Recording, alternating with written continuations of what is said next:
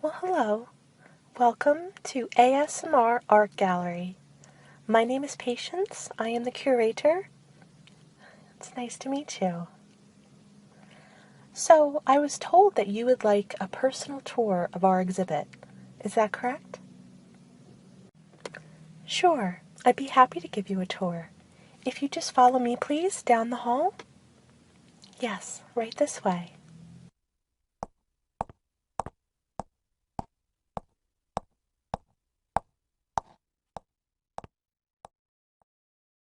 So here we have our current exhibit titled Femininity in Art. There are 20 paintings in all, but I will show you our 3 prominent pieces. Yes. So I will go ahead and start with our painting on the very right and tell you a little bit about it. So our first painting is by John William Waterhouse. He's a pre-Raphaelite painter who he would often choose figures from ancient Greek mythology to paint. This painting is of Psyche. As you can see, she is sort of peering into a forbidden box, very similar to the legend of Pandora.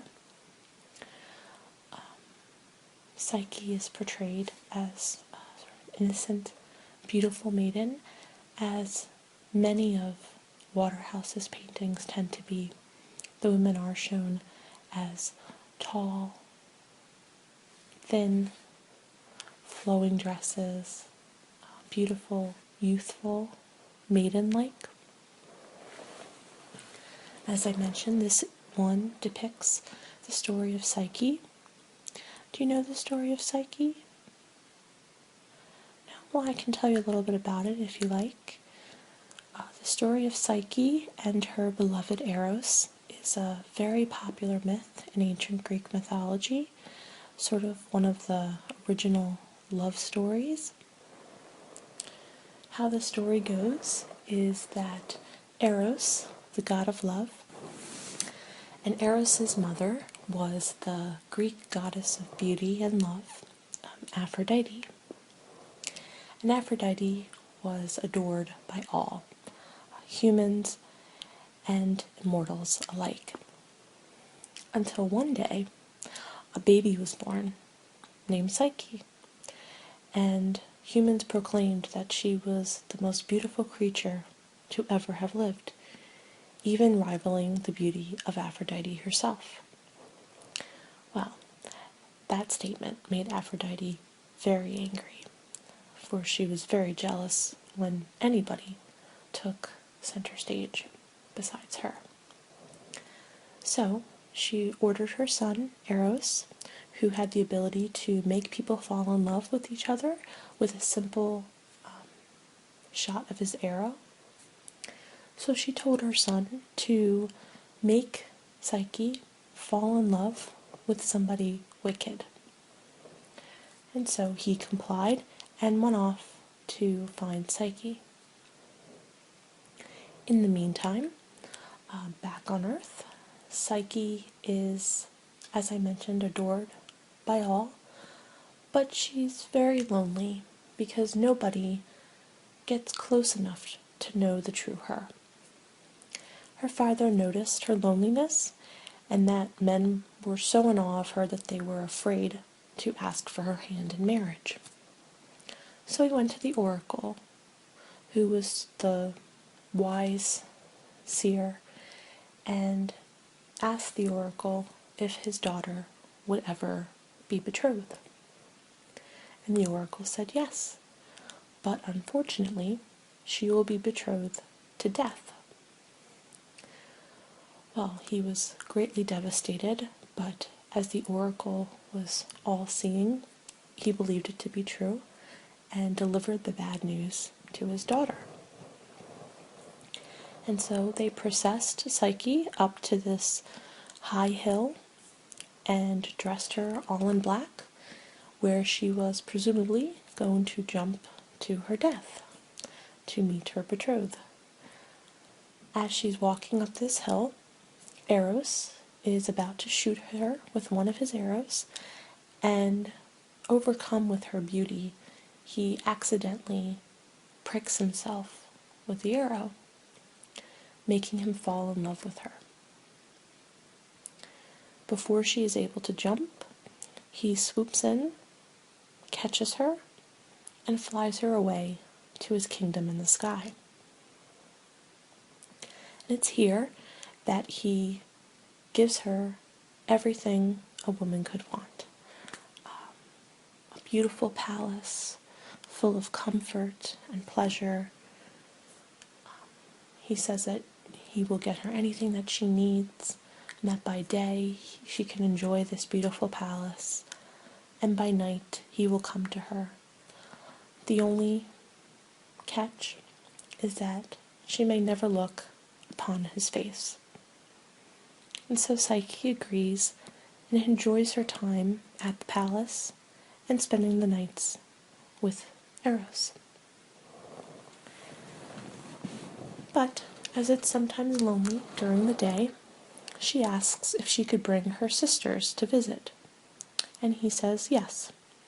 So he brings her sisters to visit, and being the jealous sisters that they are, they start to put doubts in Psyche's head, saying things like, how do you know who this person is if you've never looked upon his face?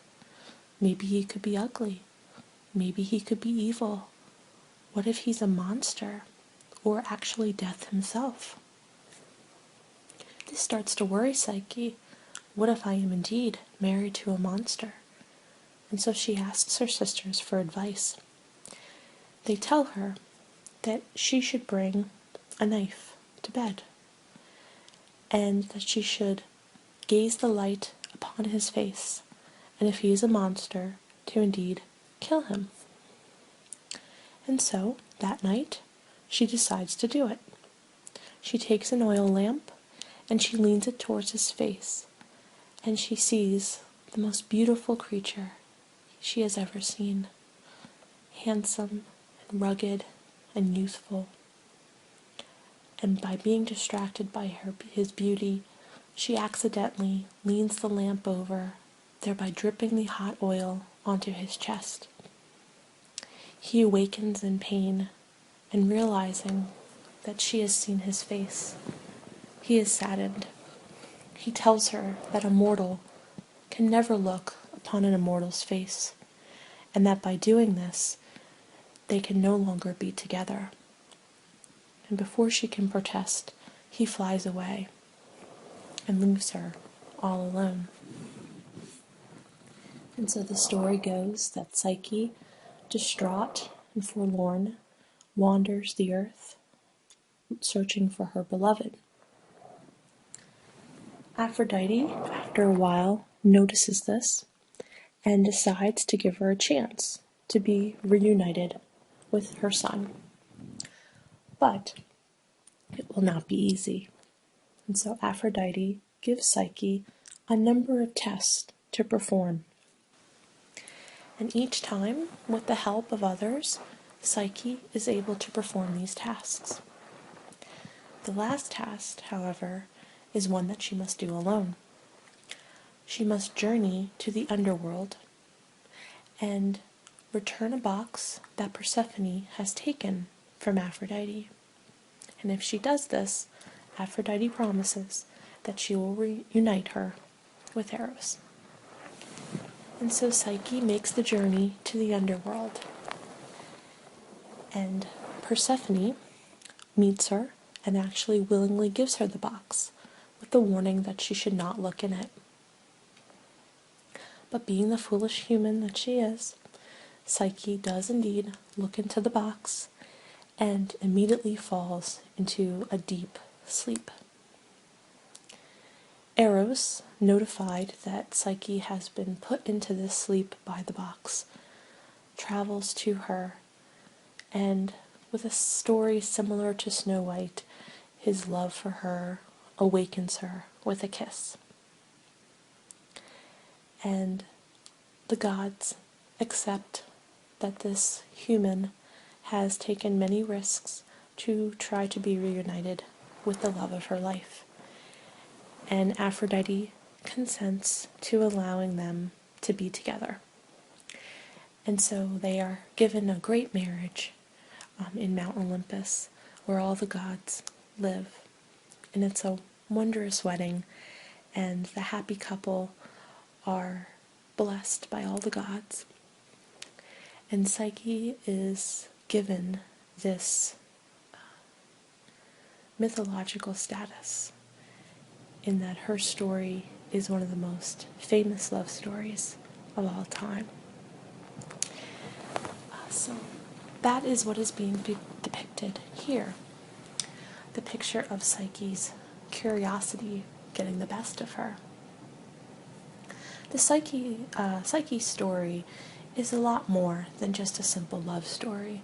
It really is a story of a woman's journey to finding herself, learning to find courage, with the tasks that she's given. She's given unbelievable tasks, journeying to the underworld, but others like, traveling to the highest peak and the highest mountain and, fighting dragons and doing all this stuff that may seem impossible, but through her will and through her ability to ask for help, she is able to perform this. And so throughout the story, we see Psyche grow into a woman. And we see her make mistakes, just as many of us make mistakes. And this picture depicts one of those mistakes that, fortunately, didn't doom her, but actually ended up with a happy ending, where many ancient Greek mythological stories don't always end in happiness, but fortunately, this one does. So, that is the story of Psyche, and that is the picture that we are seeing here today. As you can see, the lovely pink dress really pops. It stands out among the more neutral tones in the background. With many of Waterhouse's paintings, it is not so much the scenery, but it is the female character herself that is most important. And he paints them in almost an angelic light. This could have been painted in a more darker imagery, especially with her looking into a box that could put her into eternal sleep, but instead we are shown this painting that's actually very beautiful. And I think that's the point that Waterhouse really makes with this painting, is that the beauty of her innocence and her true love really stands out among all the neutral and dark imagery around her.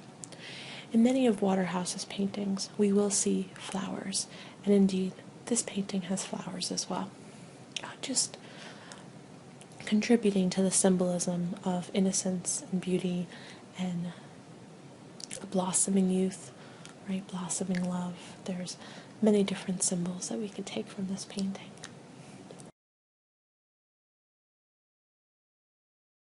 So our next painting is by Mary Cassatt.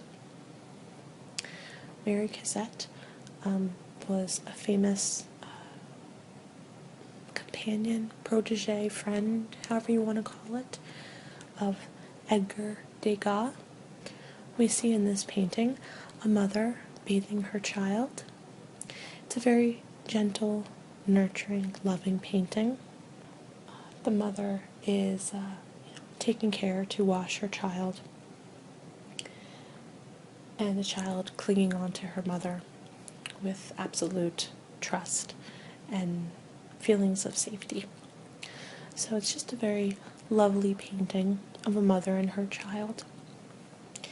In many of Cassatt's painting, she gives us a glimpse of everyday life. In contrast to Waterhouse's paintings that are more surreal, are more fantastical, Cassatt's paintings are very much grounded in reality. She tends to take everyday tasks like having tea with friends, going to the opera, relaxing, in the parlor, or like this one, bathing a child. She takes these types of paintings and she brings them into focus. That these everyday activities could actually be very beautiful. And so she gives us a glimpse of the love that women share by spending time together. She shows us the innocence of childhood, many of her paintings focusing on children, or at least on youthful individuals, generally teenage years and younger. So we see a lot of that influence in her paintings. Cassatt, I believe, never had children of her own, so it's interesting that she focuses on mothers and children's. Perhaps it was something that she felt drawn to paint because it's something she held in high regard and unfortunately couldn't experience herself. But I believe that she would use family members to do portraits of. So her nieces and cousins and friends, they served as inspiration for her. Okay, so the last art that we will be focusing on today is one that you're probably familiar with. This is actually a drawing by Leonardo da Vinci, a drawing of a woman. Some think it was inspiration for the Mona Lisa, but most believe that this is a separate woman. The beauty that Da Vinci is able to emulate in a simple drawing like this one speaks volumes to the wonderful talent that he possessed. The soft facial features, the delicacy in which he portrays this woman, almost as if she is fading away. It's quite elegant, I believe. The soft gaze that she gives us as she looks down upon her subjects. Is she looking at us? Is she dreaming? Is she in her own little world?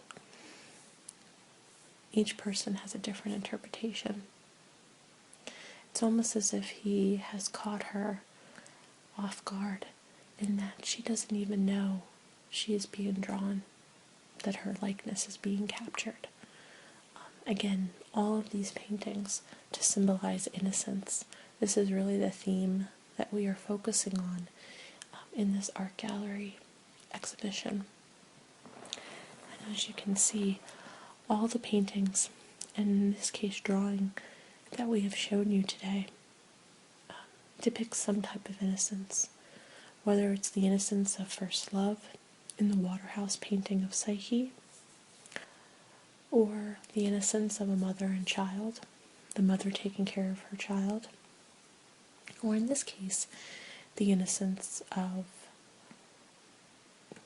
just womanhood and the feminine beauty that all women possess. You can kind of notice that the delicacy of womanhood is portrayed in different ways in each of these paintings. And while subtle, I think that they actually are very powerful. So, those were the paintings I wanted to show you today. Do you have any questions for me? Okay. Well, I encourage you to take a look around and to enjoy the full art gallery exhibition. There's many, many wonderful paintings. Alright, it was nice to meet you. Have a wonderful day. Bye-bye.